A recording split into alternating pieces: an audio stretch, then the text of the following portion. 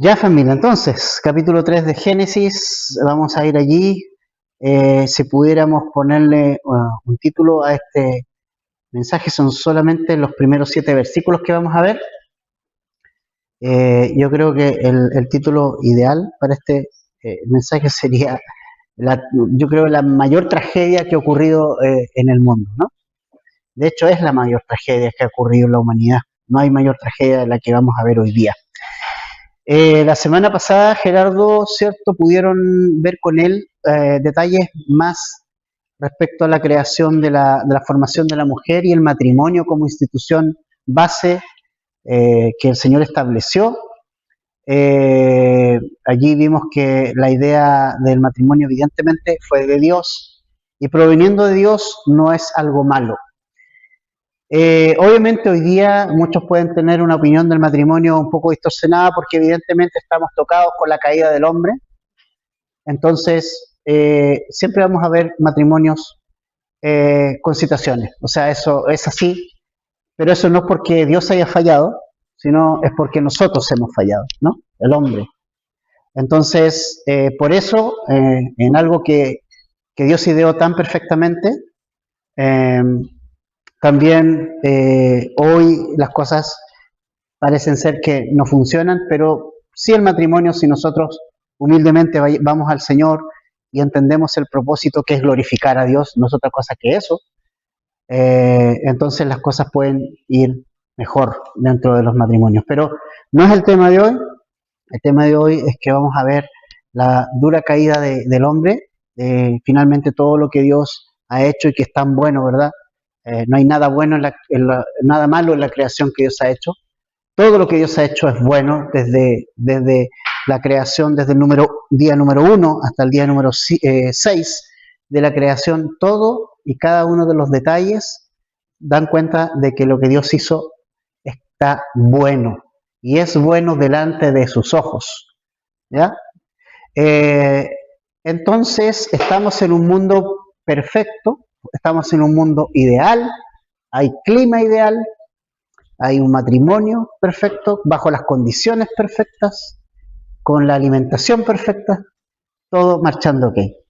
Pero vamos a ir viendo qué es lo que sucede a partir del capítulo 3. Vamos a leer entonces los primeros 3 versículos donde vemos a aparecer por primera vez a un ser que hasta ahora no habíamos visto. ¿Ya? Entonces dice, la serpiente era más astuta que cualquiera de los animales del campo que el Señor había hecho. Y dijo a la mujer, con que Dios les ha dicho, no comerán de ningún árbol del huerto. La mujer respondió a la serpiente, del fruto de los árboles del huerto podemos comer, pero del fruto del árbol que está en medio del huerto, Dios ha dicho, no comerán de él ni lo tocarán para que no mueran. Entonces, lo primero que vemos es que aparece, irrumpe un ser que hasta ahora no habíamos visto, que toma forma de un animal que se mete, digamos, de alguna manera en un animal, en la serpiente, y es mencionado aquí Satanás, ¿no? Es Satanás en el fondo que habla y está hablando acá. ¿Quién es Satanás? ¿De dónde vino Satanás? Creo que es una pregunta que necesitamos respondernos. Bueno, está bastante más lejos de la caricatura que nosotros tenemos de Satanás. Nosotros a Satanás lo imaginamos con cachos, rojos, con horqueta, en el fuego, bien feo, ¿no? Es una imagen que nuestro mundo tiene y grafica de Satanás. Pero Satanás no fue creado como un ser malvado, en primer lugar. Él fue creado como es un querubín, fue un querubín y un querubín protector. No solo no era feo, sino que fue perfecto en hermosura, que es todo lo contrario de ser feo, ¿no? Entonces tenemos un pasaje que es súper importante de revisar, que un poco nos habla de su origen y que justamente también menciona que él ya estaba en Edén.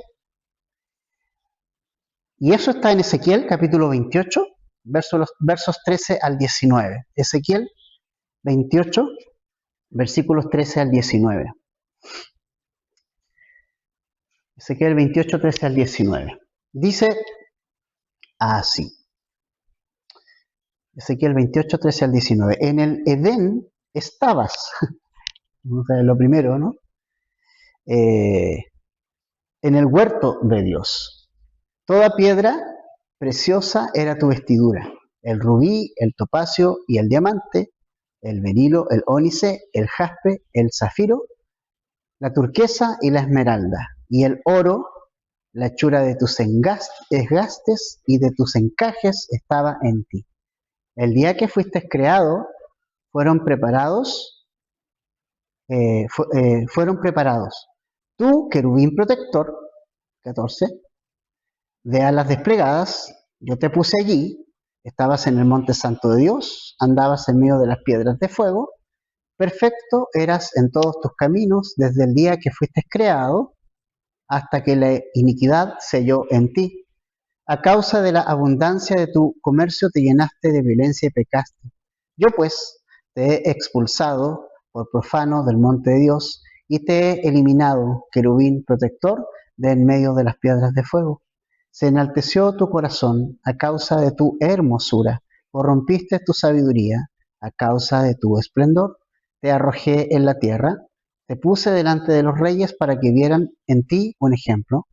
Por la multitud de tus iniquidades y por la injusticia de tu comercio profanaste tus santuarios. Y yo he sacado fuego de en medio de ti, que te ha consumido, y te he reducido a ceniza sobre la tierra a los ojos de los que te miran.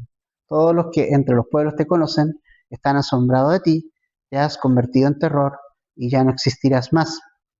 Entonces, este pasaje nos aclara un poco del origen de Satanás. Él fue un querubín en el cielo de alto rango.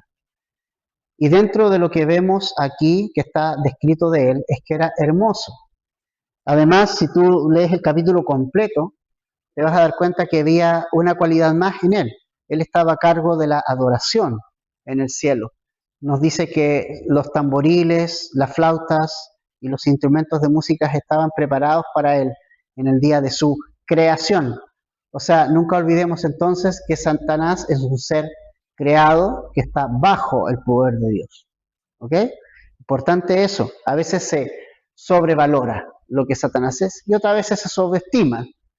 Pero no es ni más ni menos que un ángel de Dios, un querubín, que en algún momento estuvo en el cielo, que fue hermoso, que tenía una labor específica, pero que lamentablemente en su corazón comenzó a suceder algo.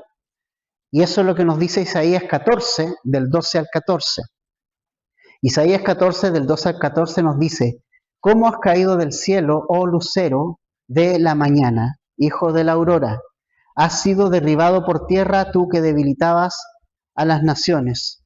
Pero tú dijiste en tu corazón: subiré al cielo, por encima de las estrellas de Dios levantaré mi trono y me sentaré en el monte de la asamblea en el extremo norte.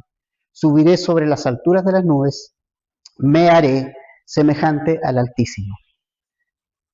Entonces, el pecado más antiguo, el más antiguo de todos, es el orgullo, es la soberbia, es el querer convertirse y en tomar el lugar de Dios, es el tratar de elevarme a su nivel.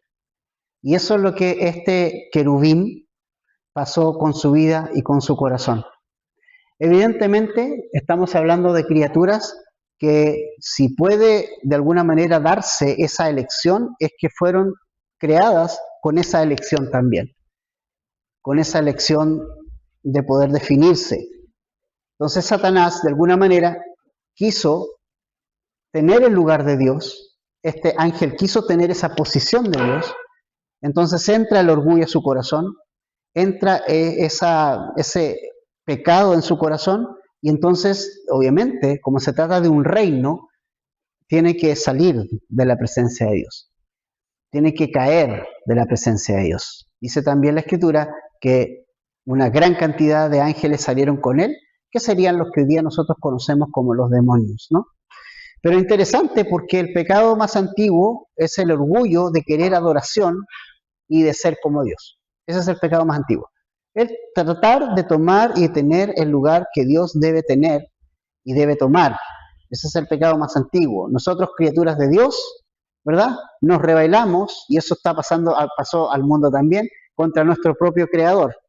Nosotros, la sociedad ha sacado a Dios, ha desplazado a Dios, y se ha puesto el mismo hombre dentro, en el centro. Hemos dejado y abandonamos la teocracia, y hemos querido poner al hombre al centro. Y siempre ha sido igual. Israel lo mismo. El Señor estaba guiando a su pueblo, todo, y después de Josué no salió nadie. ¿Qué quiso el pueblo? Quitar a Dios y poner un hombre, un rey, con todo lo que eso significaba. Ese es el pecado más antiguo y el que se sigue replicando, y el que se sigue replicando en todos los seres humanos. Es decir, quito a Dios, me pongo yo. Y eso es muy común hasta el día de hoy. Yo me pongo en el centro, no me importa lo que Dios diga, yo quiero seguir viviendo mi vida como yo la quiero vivir. No reconozco que soy creado por Dios, no reconozco que Dios y su palabra quieren lo mejor para mí. Entonces, obviamente, me pongo yo al medio y dejo a Dios afuera. Es decir, dejó de ser, el hombre dejó de ser teocrático para ser egocéntrico, ¿no? Entonces, pero esto es mucho más antiguo y hay que trasladarse hasta el cielo y este conflicto que hubo para darse cuenta cuál es el origen del orgullo. Ahora, ¿cómo se presenta Satanás entonces en este huerto? Toma la forma de una serpiente, se presenta no como un enemigo declarado, sino muy sutilmente. La serpiente a nosotros hoy día nos da miedo, porque hoy día conocemos y sabemos que hay serpientes venenosas y son bastante intimidantes. No nos imaginemos igual en la creación cuando recién la serpiente fue hecha. De hecho, era muy distinta a como era hoy día. No sabemos cómo, para empezar, cómo caminaba o cómo andaba, porque después empezó a arrastrarse por el suelo, pero antes no se arrastraba por el suelo. Entonces no sabemos específicamente, nadie puede decir cómo andaba la serpiente. Parada, no lo sé. Lo único que puedo saber es que no andaba arrastrándose por el suelo. Entonces, y tampoco era tan intimidante, pero sí se menciona como más astuta en el sentido, no sé, me imagino que para alimentarse tenía una astucia especial, no lo sabemos. No guarda silencio y nosotros guardamos silencio también. Lo importante de esto es que Satanás no se presenta como un abierto enemigo del hombre. No se manifiesta como alguien malo o como algo malo. Se presenta como un consultor sabio, como alguien, ¿no?, que empieza a cuestionar la autoridad divina. Empieza a jugar con la mente de alguien que andaba en el huerto, que andaba cerca del árbol, y uno dice, ¿por qué andaba sola? ¿Por qué andaba cerca del árbol? ¿Por qué no hubo la protección por parte de su esposo? Y yo no sé, obviamente Gerardo habló algo del matrimonio la semana pasada, pero creo que una de las grandes responsabilidades del hombre, y diría que la única, es amar a su esposa.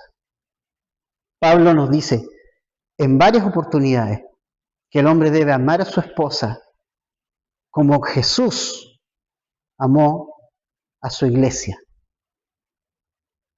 Piensa en eso.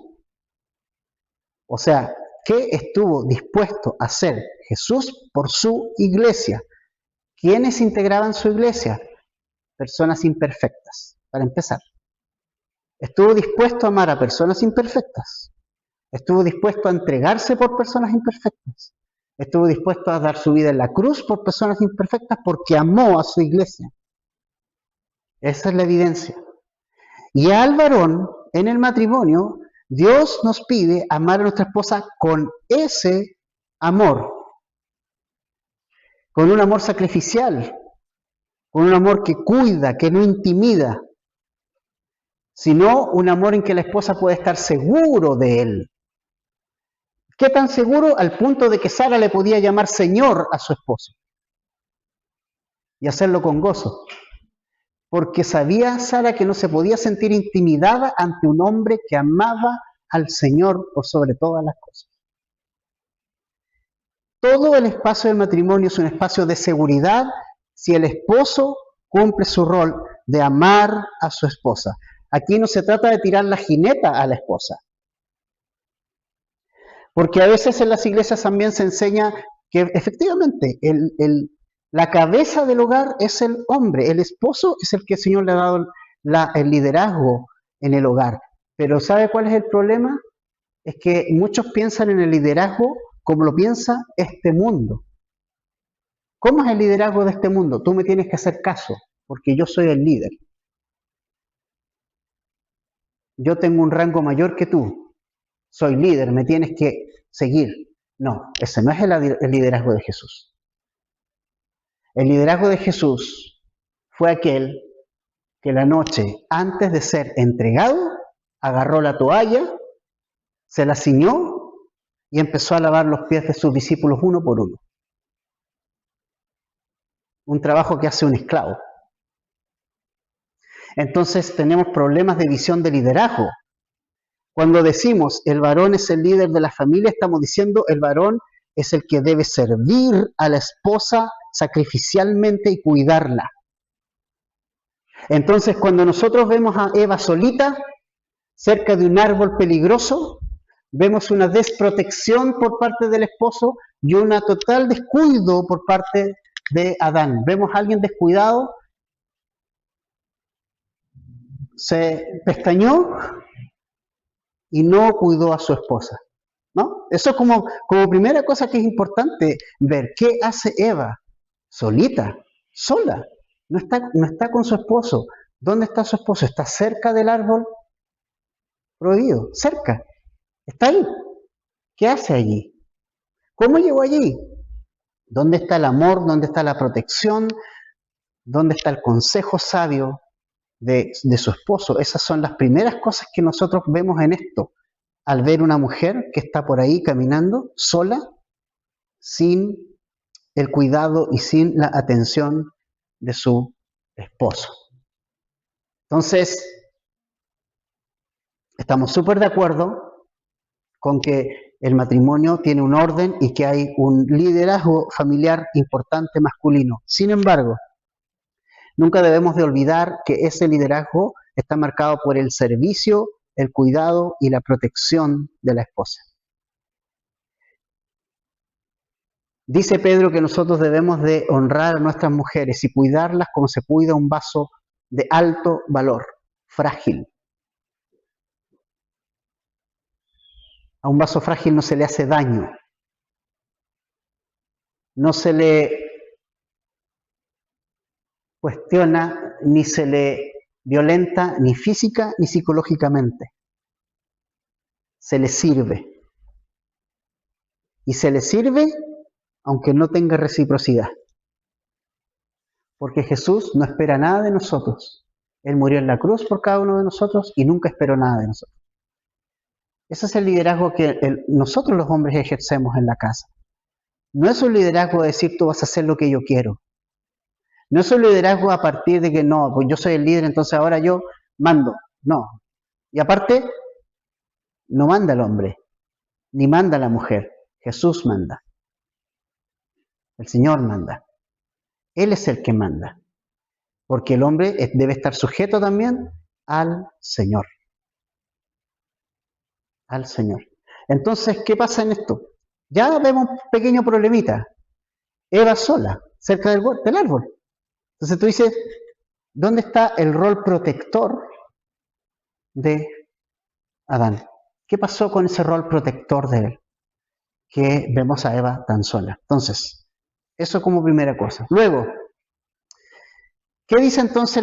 ¿Cómo emplea Satanás? Y aquí vamos a empezar a conocer a este nuevo personaje, ¿no? Bueno, lo primero que hace Satanás es no presentarse entonces como un enemigo declarado, sino como un sabio que sabe más que Dios, que aparenta saber más que Dios, como un consultor sabio que cuestiona la autoridad divina. Y le dice a la mujer, con que Dios ha dicho, eso es lo primero que dice, así que Dios ha dicho, con que Dios ha dicho, esa es la pregunta, ¿no?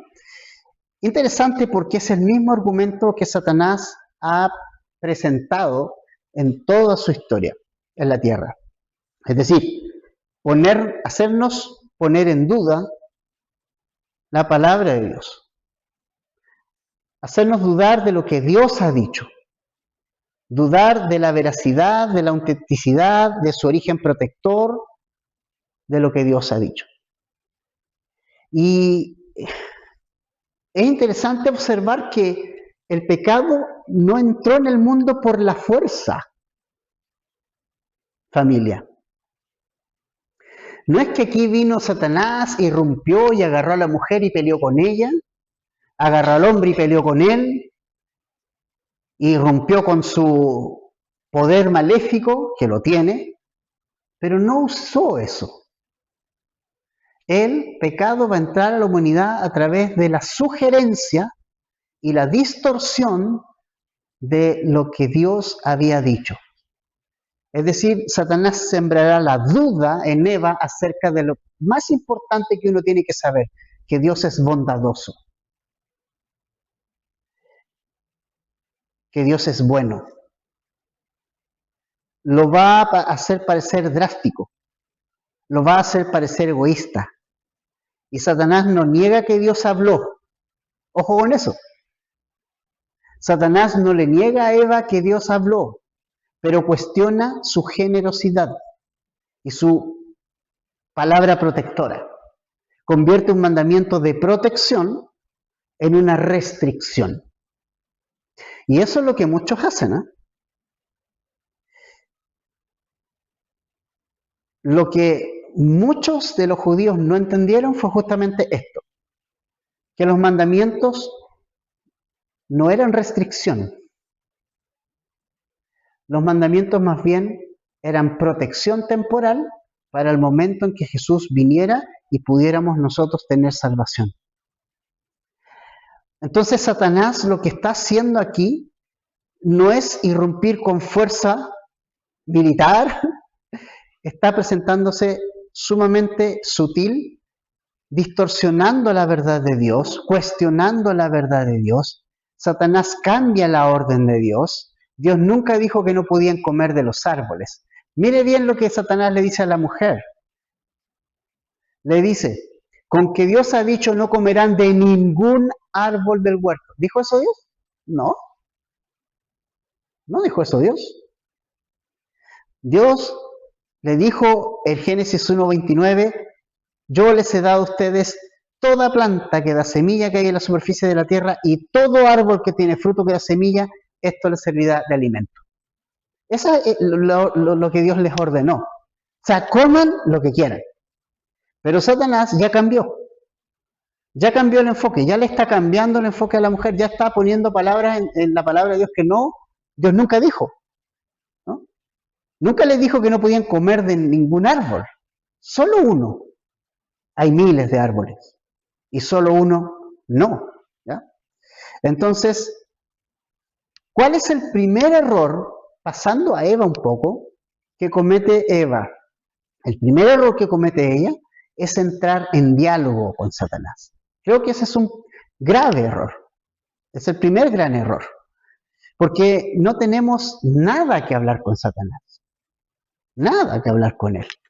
De hecho, a mí ni me importa conocerlo. Porque la Biblia no fue escrita para conocer a Satanás. La Biblia fue escrita para que tú y yo conozcamos a Cristo. Lo que Él es, lo que Él hizo, su carácter y todas esas cosas. Ahora, obviamente, Satanás tendrá sus estrategias y todo lo demás. Sí, podemos conocer eso, pero nunca la Biblia fue escrita para que yo entable una conversación con Satanás.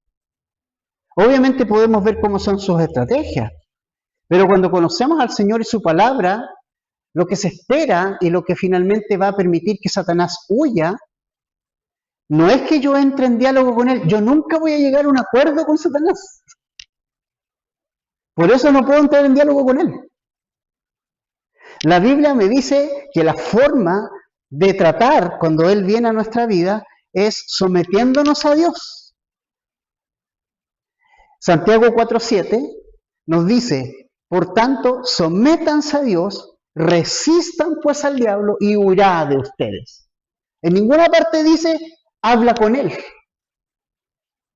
Dice, usted, cuando venga el enemigo, cuando venga Satanás, sométase a lo que yo le dije. A lo que yo digo, Sométase a mi palabra. Y cuando usted se someta a mi palabra y usted resista, entonces el diablo no va a tener nada que hacer con usted. Se va a ir y va a buscar a otro. Porque usted se está firmando en la palabra de Dios. ¿Así se resiste a Satanás? Hay gente que le encanta andar buscando a Satanás en todos lados. Y parece iglesias que honran más a Satanás que a Dios. No, que Satanás esto, que Satanás lo otro, que Satanás hizo esto.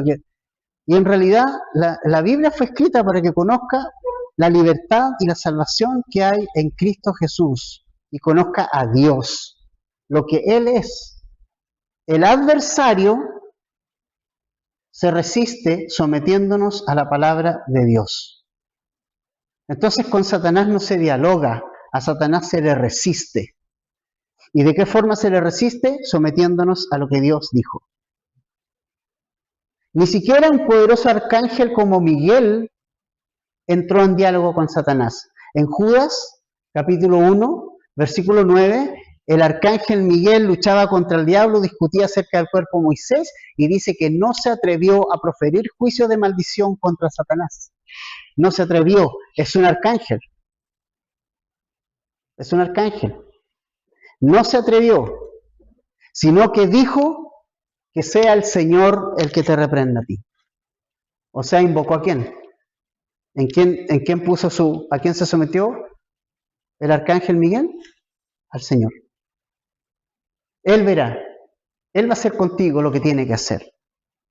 Entonces, el gran error, uno de los primeros errores de Eva, el primer error en realidad, es entrar en conversación, entrar en diálogo con Él. El segundo error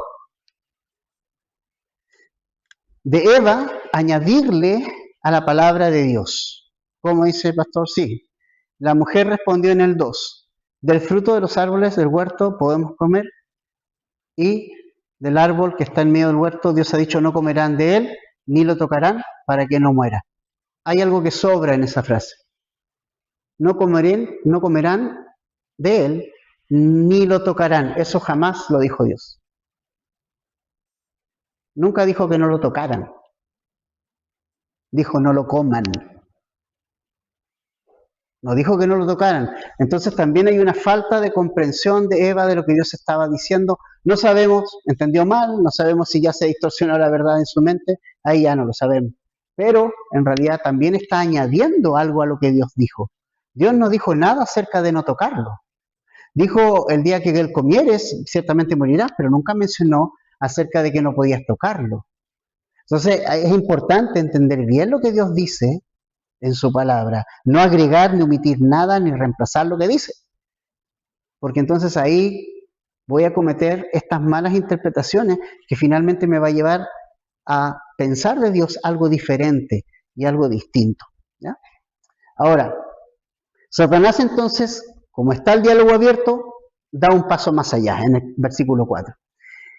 Y la serpiente dijo a la mujer, ciertamente no morirán, pues Dios sabe que el día que de él coman, se les abrirán los ojos y ustedes serán como Dios, conociendo el bien y el mal. Entonces, Satanás da un paso más allá, no solo está desafiando la palabra de Dios, sino que ahora Satanás miente con respecto a las consecuencias y al conocimiento y a la justicia de Dios. Él dice, no, ustedes no van a morir. O sea, Satanás pasa de la sugerencia a atacar directamente la palabra de Dios, directamente los motivos de Dios. El primer paso para pecar, ¿saben cuál es? Desconectar la acción de su resultado. Satanás está desconectando la acción del resultado, no morirán. O sea, si Dios les dice que les va a pasar eso, no les va a pasar eso, no se preocupen. Hágalo nomás. Hágalo nomás. Entonces, lo que Satanás está intentando hacer es que olvidemos que el pago del pecado es la muerte, haciéndonos creer que podemos disfrutar de lo prohibido sin pagar el costo. Y realmente Lo que está haciendo Satanás es eso, haciéndonos creer, puedes disfrutarlo, puedes comerlo, no va a haber ninguna consecuencia, puedes hacerlo. La única consecuencia que va a tener es que tú vas a ser igual que Dios, ¿no? Entonces, es un ataque a la bondad de Dios. ¿Por qué a la bondad de Dios? Porque, parafraseando lo que Satanás le dijo a Eva, si Dios te prohíbe esto, es porque no quiere lo mejor para ti. Si Dios te está prohibiendo esto, no quieres que seas como Él, ¿no? Entonces, si dudamos de que Dios es bueno, entonces el pecado se vuelve atractivo, porque Dios no es bueno. Entonces, por eso que es importante saber quién es Dios, conocerlo, experimentarlo en estas páginas, saber de que Dios sí es bueno y desea lo mejor para el hombre, siempre. Y que cada advertencia que Él hace no es porque nos quiere amargar la vida, sino porque nos quiere cuidar. Es una protección que nos pone a nosotros, de que nos pueda suceder algo peor. ¿Por qué Dios habla en su palabra de que el sexo es para el matrimonio y no fuera del matrimonio? Porque si se da fuera del matrimonio va a traer consecuencias. No porque Dios no quiera que lo pase bien, sino porque Dios sabe que va a haber consecuencias de eso. Dios nos está cuidando de algo. Todo lo que Dios nos dice no es porque nos está cuidando de las consecuencias de lo que podía ocurrir a través de eso. Cuando Dios me dice no, es porque está diciendo hay una consecuencia si vas a hacer eso que estás haciendo. Hay una consecuencia que va a pasar y que va a suceder, ¿no? Ahora la gracia de Dios es tan grande que evidentemente Él va mucho más allá, ¿no? Y va a buscarnos cuando hay una caída, como David, que cae en adulterio, asesina a una persona. Dices, no tiene perdón de Dios. Bueno, Dios lo fue a buscar, Dios lo restaura, Dios le da una palabra y lo vuelve, y se arrepiente y lo restaura de nuevo. ¿Okay? Pero lo que Dios nos dice no es para amargarnos la vida, sino es para cuidarnos de las consecuencias. Entonces, no debemos dudar que Dios es bueno.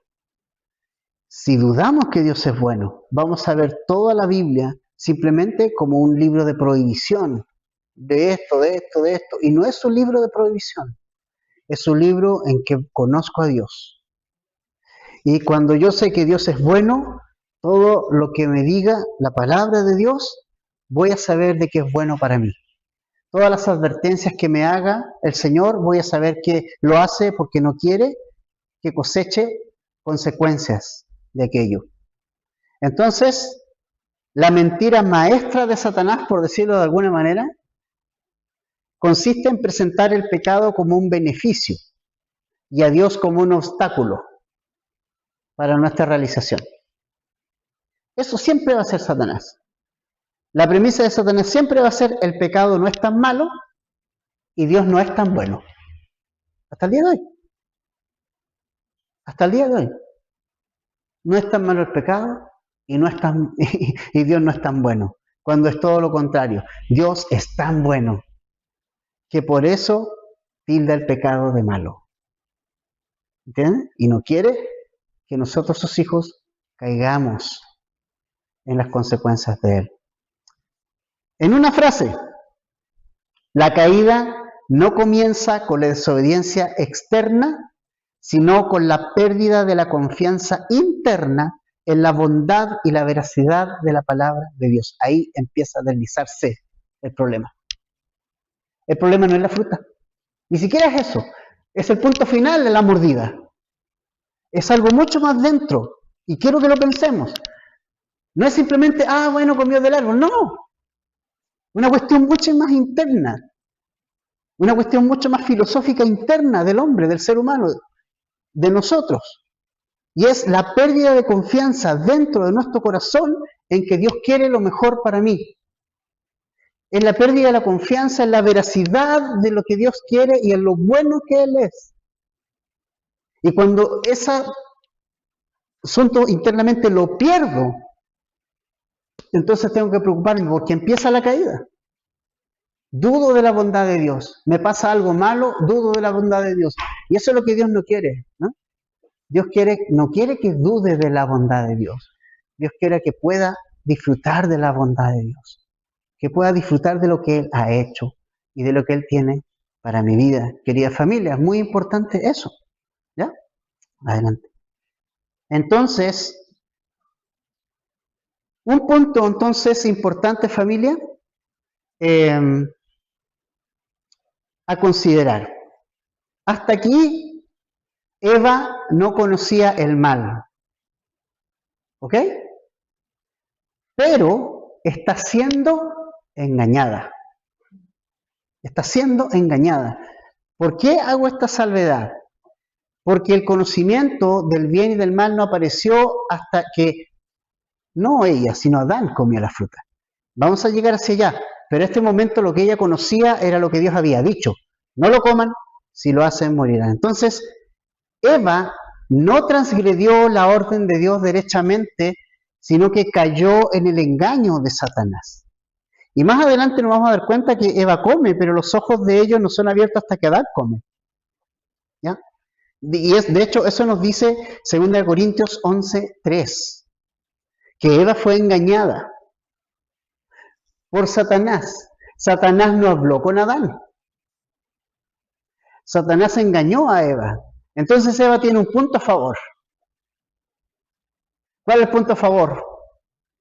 La engañaron. ¿Ok? Ese punto a favor no lo tiene Adán, porque Adán transgredió. No dialogó con Satanás. No fue ese el problema. Entonces Eva fue engañada. Hay que hacer justicia a Eva. Eva no es la culpable. Ella fue engañada. ¿Ok? Por Satanás. Pero van a pasar ciertas cosas que nos van a ir mostrando quién realmente tiene la responsabilidad. ¿Y sabe qué? Pasados miles de años, hoy día 2026, Satanás sigue engañando y usa la misma estrategia para engañar a las personas. Desafía la palabra de Dios, nos hace creer que Dios nos prohíbe cosas porque Dios quiere el mal para nosotros, cuando es todo lo contrario. Cuando Dios dice no a algo, es porque Dios nos ama y está evitando una consecuencia mayor. Dios es un buen padre. Y es un padre que le dice a su hijo, hijo, si tú cruzas esta calle corriendo, sin mirar y sin considerar las normas del tránsito, y tú simplemente corres, tú puedes morir atropellado. Entonces Dios es ese padre que nos dice a nosotros, esto no porque sea mala onda Dios, no porque quiera el mal para mí, que fome es Dios, no se puede hacer nada si soy cristiano. A todo esto no sé de dónde se saca eso, porque esto es algo que el Señor cambia dentro de nuestro corazón. No tiene que ver con prohibiciones, tiene que ver con conocer a Cristo.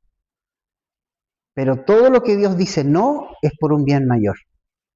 Entonces, Satanás engaña con esas estrategias, miente, desafía, cuestiona la palabra de Dios y nos hace pensar y nos hace ver a nosotros como que Dios no nos ama, no quiere nuestro bienestar, cuando es todo lo contrario. Por eso le digo que es muy importante este punto, que la caída no comienza con la desobediencia externa, sino con la pérdida de confianza en la bondad de Dios, en la veracidad y en la bondad de Dios. Ahí parte el problema. Eva empezó a dudar de que Dios era bueno y que quería su protección. Y dio lugar a este engaño, ¿no? Ahora, ¿qué pasó después de este diálogo con Satanás? Versículo 6 de Génesis 3. Cuando la mujer vio que el árbol era bueno para comer y que era agradable a los ojos y que el árbol era deseable para alcanzar sabiduría, tomó de su fruto y comió. También dio a su marido que estaba con ella, llegó tarde y comió. Entonces, aquí vemos cómo es el camino y cómo procede la tentación en 3 pasos. O sea, primero es un asunto interno. Satanás me hace dudar de la bondad de Dios, que es lo más importante. Ahí está la raíz del problema. Dudo que Dios me ame y quiera lo mejor para mi vida. Entonces, cuando yo dudo que Dios me ama y quiere lo mejor para mi vida, me pongo a hacer tonteras, ¿no? Y tomo malas decisiones. Y es lo que le pasó a Eva. Le abrió el corazón a esto y miró el árbol y vio 3 cosas. Que era agradable a los ojos. Segundo, que parecía bueno para comer. Y tercero, que podía llegar a ser como Dios. ¿Sabe qué? ¿Quién habló acerca de estas 3 cosas y que se repiten en el patrón en nuestros tiempos y que siguen abiertos esos 3 flancos que Satanás a nosotros también nos engaña en este tiempo? No, lo puso muy bien Juan, en 1 de Juan 2:16. En 1 de Juan 2:16, el apóstol Juan dice, porque todo lo que hay en el mundo, la pasión de la carne, la pasión de los ojos, la arrogancia de la vida, no provienen del Padre, sino del mundo. La Reina Valera dice los deseos de la carne, los deseos de los ojos y la vanagloria de la vida. 3 cosas que están presentes también en Edén. Y así Satanás golpeó con un triple ataque a Eva. Ella comió y a su esposo lamentablemente llegó y también le dio del fruto. Ahora, Eva fue engañada. Vamos a pasar a Adán ahora. No fue engañado en la misma forma que Eva. 1 de Timoteo 2:14 nos dice tajantemente, y Adán no fue el engañado, sino que la mujer, siendo engañada completamente, cayó en transgresión. O sea, en el fondo, Eva fue engañada, pero Adán tiene una responsabilidad en la caída de la raza humana y no Eva. Porque cuando Eva come, no le son abiertos los ojos. Es cuando Adán come que le son abiertos los ojos. ¿Por qué razón? De hecho, hay 2 pasajes que quiero leer que nos confirman esto. Romanos 5:12 dice, por tanto, tal como el pecado entró en el mundo por medio de un hombre, y por medio del pecado la muerte, así también la muerte se extendió a todos los hombres porque todos pecaron. Y 1 Corintios 15:22 es más específico, pues así como en Adán todos mueren, también en Cristo todos serán vivificados. O sea, Adán allí llegó, falló en su rol protector de la esposa, en su rol de amor y protección hacia ella, y aceptó el fruto en silencio. Él fue un hombre que cometió una rebelión consciente. Estaba totalmente consciente de lo que estaba haciendo. Eva no estaba consciente totalmente de lo que estaba haciendo. Ella estaba haciendo algo que Satanás la instó a hacer por engaño. En cambio, Adán lo hizo absolutamente sabiendo muy claramente las consecuencias que eso iba a traer, ¿no?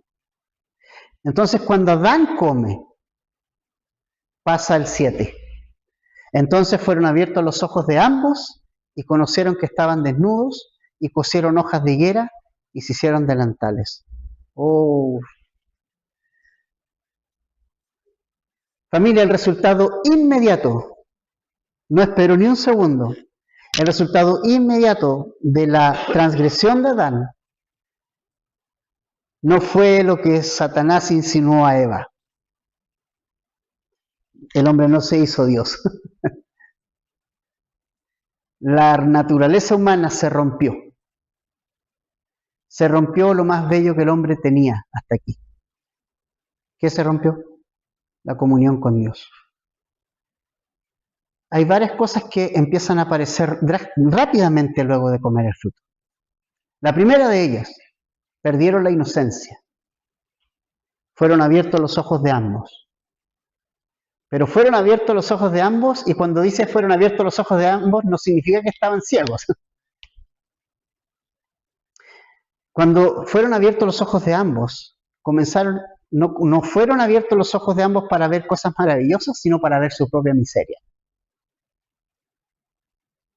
Comenzaron a ver la miseria de haber transgredido y haber dudado de la generosidad y el amor del Padre Celestial. Segundo, llega la vergüenza. Ellos conocieron que estaban desnudos. Antes de la desnudez era transparencia. No necesitaban ropa. Porque había una transparencia, no había una vergüenza detrás. Pero ahora llega la vergüenza. Llega la vulnerabilidad, llega la culpa. Y vemos la reacción de ambos que muchos hoy siguen haciendo. Ellos, para arreglar lo que hicieron, para arreglar esto, ¿qué podemos hacer para arreglar? Dijeron, porque nos sentimos así, imagínate, no habían sentido nunca vergüenza, no habían sentido nunca miedo, no habían nunca habían perdido la inocencia, nunca habían visto su propia miseria, nunca habían vivido el sonrojarse, el ponerse vergonzosos. ¿Qué hacemos ahora? Se cosieron hojas de higuera, hojas, ¿no? Un vestido de hojas, en un intento del hombre por solucionar su propio pecado mediante el esfuerzo humano. Empezaron a taparse. Es lo que hacemos nosotros, lo que hacemos cuando no estamos con Dios hoy. Tratamos de cubrirnos a nuestra manera. Hay gente que usa la iglesia para cubrirse. Va a esconderse a la iglesia. No, aquí. Dios no quiere eso. Dios no quiere eso. Este pasaje está marcando el paso de la teocracia, de Dios gobierna, a la autonomía del hombre aquí en el mundo. La entrada del pecado no solo afectó a la pareja, introdujo la muerte espiritual y la corrupción a toda la creación. Entonces, notemos algo, familia. No puedo presentarme delante de Dios hoy día tratando de coserme hojas, tratando de taparme para que Dios me acepte. Vamos a ver un poco más profundo esto la próxima semana, porque viene la sentencia y una promesa de salvación. Pero normalmente lo que nosotros hacemos es, estoy en pecado, estoy mal, ¿qué hago? ¿Qué tengo que hacer? Señor, dime lo que tengo que hacer para terminar con mi culpa. Estamos acostumbrados a pagar por nuestros errores. En todas partes se nos pide pagar un precio por lo que nosotros hemos hecho. Y Adán con Eva están tratando de solucionar la catástrofe tapándose con algo que ellos están haciendo. La próxima semana vamos a ver algo, que Dios les quita esos delantales. Dios les saca el traje de hojas que ellos hicieron. Y Dios decide matar animales para cubrirlos y taparlos con esas pieles de animales.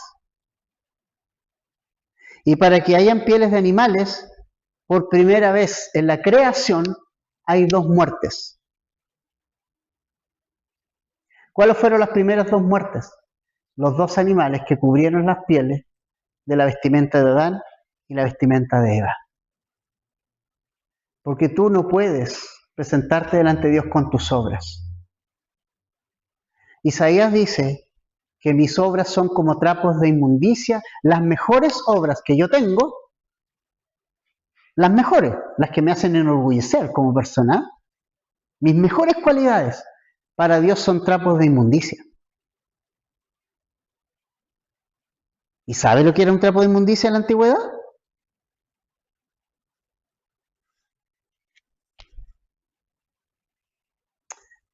Los trapos de inmundicia, y con todo el respeto de nuestras mujeres aquí presentes, obviamente no habían toallas de higiene. Entonces las mujeres antiguamente simplemente usaban géneros o trapos. Entonces la palabra que se usa para trapo de inmundicia es en referencia a esos paños con ese tipo de flujo. Tú dices, eso es para Dios, mis buenas obras. No las peores, las mejores. Entonces, yo no puedo coserme trajes de hoja. No me va a tapar nada, no me va a cubrir nada. Es mi intento por tratar de llegar a Dios por lo que yo quiero hacer. Pero resulta que por más que quieras hacer cosas para llegar a Dios, no lo vas a llegar, porque es como tratar de cruzar el océano a nado. Los primeros 10 metros te va a ir fantástico, 10, 15, 100 metros, ponle. Ya, supongamos que tengas una buena condición física. Bueno, llegar un par de kilómetros. Va a ser insuficiente. Te vas a ahogar. Esos son los trajes de hojas que yo trato de hacer. Pero Dios dice que Él debe haber sangre y debe correr sangre de alguien sin culpa para ser aceptado. Por eso Jesús vino. Esa es la razón. Esa es la razón. Y de la próxima semana vamos a ver que ya hay un anuncio de que Jesús va a venir. En Génesis. Que va a venir Jesús en el 15 del capítulo 3. Le anuncia a la mujer, de ti mujer, de tu simiente va a salir alguien que va a herir a Satanás en la cabeza, aunque Satanás le va a herir en el talón a través de la cruz. Pero a través de la cruz Jesús va a aplastar a Satanás y su poder y su dominio. Entonces, nosotros, familia, no es que es Dios quien se esconde o es Dios quien se aleja. Dios jamás se esconde del hombre y Dios jamás se aleja del hombre. ¿Sabe quién se aleja de Dios? El hombre. El hombre es el que se aleja de Dios. El hombre se aleja de Él. El hombre se esconde de Él porque quiere seguir viviendo en la vergüenza de vivir una vida sin Dios. En la vergüenza de vivir una vida en pecado. Huye. Y lo que Dios quiere es que no huyas, sino que vengas con toda tu vergüenza, que vengas con todos los pecados que tienes encima y le digas, ok Jesús, he intentado hacerme ropa, no puedo cubrirme, cúbreme tú, límpiame tú, lléname de ti. Hoy día en la mañana veíamos toda una multitud parada delante del Cordero de Dios. ¿Quién es digno de pararse delante del Cordero de Dios? Solo aquellos que creen y han recibido al Cordero de Dios en sus vidas, a Jesucristo. Ellos son dignos, pueden estar parados delante del Cordero perfectamente, sin ningún problema. ¿Por qué? Porque no han confiado en sus trajes de hojas, sino en el sacrificio de Cristo que ha cubierto todos sus pecados. Y esto es bastante loco. Los pecados pasados, los pecados presentes. Y sí, Señor, los pecados futuros. Entonces, no somos nosotros, no es Dios el que se esconde de nosotros, no es Dios el que se aleja de nosotros. Nosotros nos alejamos de Él y nos escondemos de Él. Y tratamos de cubrirnos a nuestra pinta. Entonces, familia, ¿qué lección podemos sacar de esto? Mira, el pecado siempre se presenta como sabiduría o como liberación, pero termina en desnudez y en separación. Siempre es igual. Nuestra única defensa es permanecer firmes en la verdad revelada sin añadir ni quitar nada. La mano del Señor, dice Isaías 59, 1 y 2, no se ha cortado para salvar, ni su oído se ha endurecido para ir, pero sus pecados han hecho una separación entre ustedes y Dios. Pero Isaías 1:18 dice, vengan ahora y razonemos, dice Dios, aunque sus pecados sean como la grana, manchados, como la nieve serán emblanquecidos. Traigámoslo a dichos más de ahora. ¿Te ha caído una mancha de una papa frita en alguna camisa? Adiós, no sale más. O sea, cualquier mancha, ¿no? Y tú la pones en la lavadora, le echas vanish, vanish, vanish, vanish, no pasa nada. Nuestras obras es como tratar de echarnos vanish. Aunque echamos todo el vanish del mundo, nuestros pecados no van a ser perdonados y vamos a seguir con la vergüenza. Pero si yo me aplico, como cantábamos, la sangre de Jesús, entonces soy limpio. Soy limpio. Como la blanca nieve serán emblanquecidos. Aunque sean rojos como el carmesí, como blanca lana quedarán. Entonces, 3 puntos para irnos con esto y vamos a tomar la cena. Primero, tenemos que cuidarnos de dialogar con la tentación. No dialoguemos con la tentación. No tenemos nada que dialogar con el tentador. Nuestra seguridad no reside en nuestra capacidad de debatir con el enemigo, sino en nuestra rendición a Dios. O sea, el error de Eva fue considerar la duda como una opción válida de conversación. Si te encuentras negociando con un pensamiento que contradice la Biblia, tienes que detenerte. Te digo algo, a Satanás nunca se le va a convencer. Se le resiste por medio de la verdad. Lo segundo, la palabra de Dios sí o sí debe ser suficiente. Sí o sí. O sea, no necesitamos añadirle a ella nada. Entonces, necesito estudiar la Biblia, sí, pero para conocer lo que Dios sí dijo. No lo que yo creo que dice. Y descansar en que sus límites son para mi protección. Y por último, tengo que ser responsable, los varones, del corazón de nuestra esposa. O sea, Adán falló, dejó de hacer algo muy importante, proteger espiritualmente a su hogar. Proteger a nuestra esposa, amarla, tener esa capacidad de darnos cuenta, de conocerla y no descuidar donde Eva está. Muy importante también. Vamos a orar, familia.